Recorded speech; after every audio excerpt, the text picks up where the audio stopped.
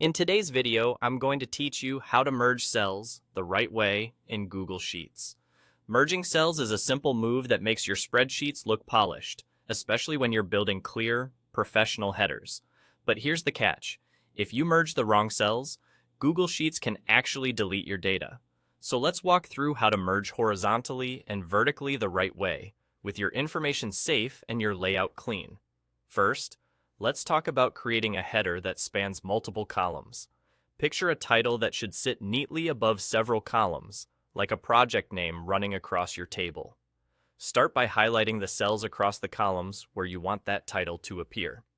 With those cells selected, find the Merge button in the toolbar at the top.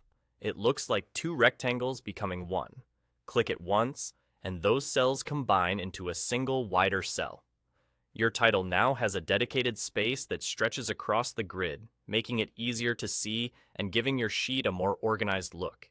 This is perfect for top-level titles, section labels, or summary headings that need a bit more presence. Now, what if you want a single label to cover multiple rows instead? That's where a vertical merge comes in.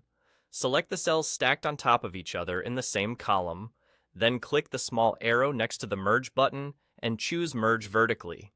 Your selection becomes one tall cell. This is great for grouping categories on the left side of your table, where one label needs to describe several related rows, keeping everything tidy and easy to scan. Before you merge anything, there's one rule you cannot ignore. If more than one of the cells you're merging has data, Google Sheets will keep only the value from the top left cell and permanently delete the rest. It doesn't hide that data, it removes it. So always double check that the other cells in your selection are empty before you click Merge.